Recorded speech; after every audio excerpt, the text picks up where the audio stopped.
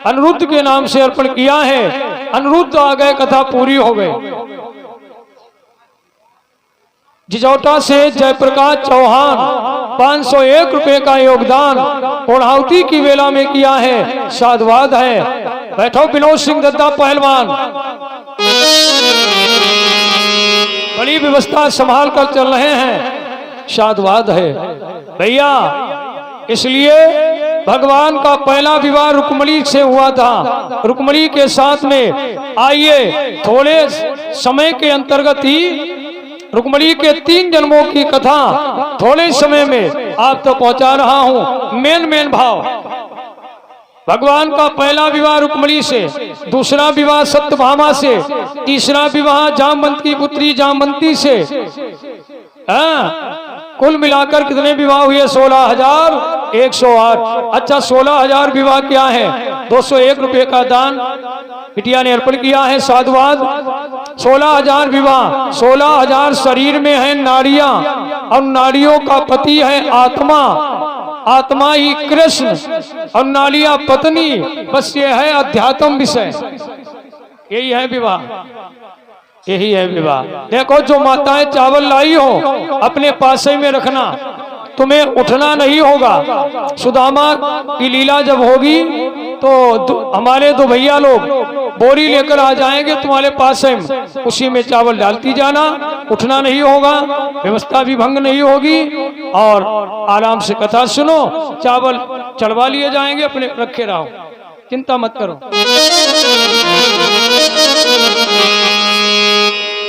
भैया आइए, रुक्मिणी के 3 जन्मों की चर्चा आप लीजिए। सतयुग में रुक्मिणी वेदवती नाम की कन्या थी। बलराम भैया 101 रुपए का दान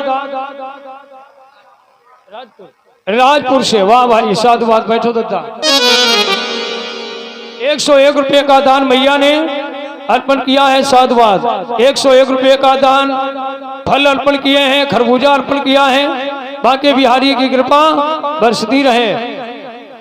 और 101 रुपए का दान गिरवर। जब गिरवर भी आ गए, अब कोई कमी नहीं, गिरवरधारी भगवान बोलो, यहाँ गिरवर स्वयं आए। राजीव सिंह चौहान साहब के द्वारा 101 रुपए का दान समर्पित हुआ है। साधुवाद है भैया। वेदवती नाम की कन्या थी, और पिता का नाम था सत्यकेतु मुनि, और माता का नाम था किरणवती।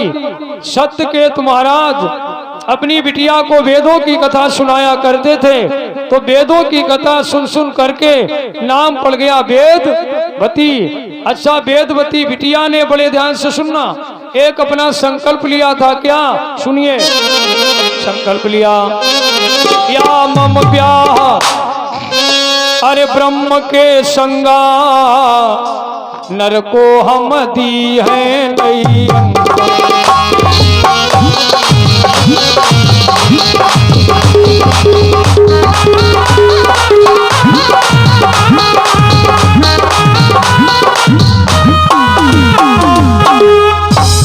क्या संकल्प लिया? या मम ब्याह और ब्रह्म के संगा, नर को हम दी है नहीं अंगा। मतलब ऐसे पति को क्या करूं, जन्मई और मर जाए, ऐसे पति को मैं बरूं, चूड़ी अमर हुई जाए। ये संकल्प था कि जिसके नाम पर एक बार चूड़ियां पहन लूं, जीवन में उतारनी ना पड़े। एक दिन की बात है, पिताजी जंगल में आम की समिधा लेने गए हैं, और माता पानी भरने गई है कुएं पर। बिटिया अकेली थी। तब तक लंकाधिराज रावण आया, विमान खड़ा किया, गया पास में। वेदवती कन्या बड़ा सुंदर थी। हाथ पकड़ के रावण बोला, रावण कहने लगा है,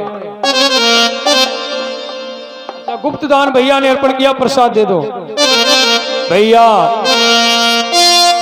अरे रावण पूछी और कौन किशोरी, लई चली हूँ लंकई बड़े जोरी।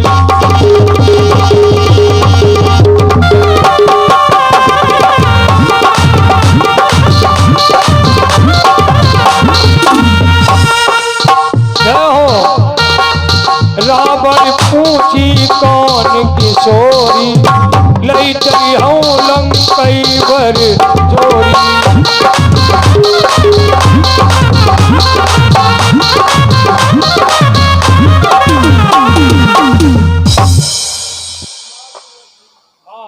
₹101 का दान हमारे लालू भैया की तरफ से आए हैं, साधुवाद है। रावण पूछी कौन किशोरी, और लई चली हूँ लंकई बर जोरी। लेकिन भैया जब कन्या ने उत्तर न दीना, तो रावण पकड़ी भुजा गई लेना।